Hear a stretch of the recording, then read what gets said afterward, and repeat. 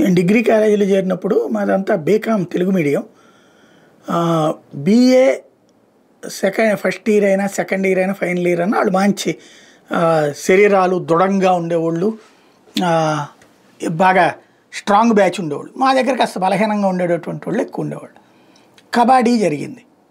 కబడ్డీ మా జట్టు వచ్చేటప్పటికి అంత అప్పటికి ఇప్పుడంటే కొంచెం నేను లావుగా ఉన్నాను, కానీ అప్పుడు కొద్దిగా సన్నగానే ఉండేవాళ్ళం. అట్లాగే అందరూ పీల బ్యాచ్నే ఉండేవాళ్ళం.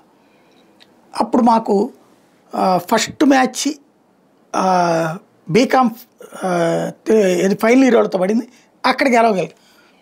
సెకండ్కి వచ్చేటప్పుడు సెమీఫైనల్స్కి వచ్చేటప్పటికి బీఏ వాళ్ళతో పడింది. వాళ్ళతో మనం ఎక్కడ అనుకున్నాం, తీరా చూస్తే వాళ్ళు ఆ అతిశయంతో వ్యవహరించడం మా జట్టుకు కలిసి వచ్చింది, మేము గెలిచేసాం. ఫైనల్ ఇయర్ వాళ్ళు బీఏ ఫైనల్ ఇయర్తో పడింది ఫైనల్స్. వాళ్ళు అసలు ఇక వాళ్ళ ముందు చూస్తే పిపీలకాలే అనమాట.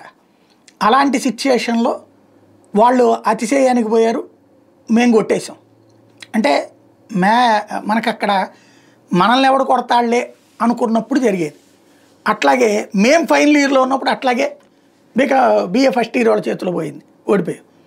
ఇట్లా ఉంటాయి. అంటే అతిశయం కొంచెం మనల్ని ఎవడు కొడతాళ్లే అనుకున్నప్పుడు తేడా వస్తుంది. ఇదంతా ఎందుకు చెప్తున్నా అంటే, హంపి చదరంగంలో సూపర్ ఎక్స్పర్ట్, కంటిన్యూస్గా గెలుస్తూ వచ్చింది. ఈవెన్ ఇప్పుడు కూడా గ్రాండ్ మాస్టర్కి దాంట్లో టాప్కి వెళ్ళింది.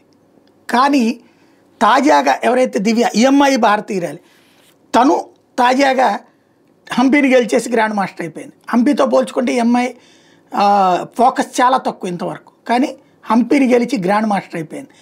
ఇక్కడ మరొక వైపున ఫిడే చదరంగ ప్రపంచ ఛాంపియన్ పురుషుల విభాగంలోనేమో గుకేష్ డోమరాజు మనవడే భారతీయుడే, ఈఎంఐ భారతీయురాలి. అంటే భారతీయులకి చదరంగంలో ఉన్నటువంటి పట్టు మరొకసారి ప్రొజెక్ట్ అయింది.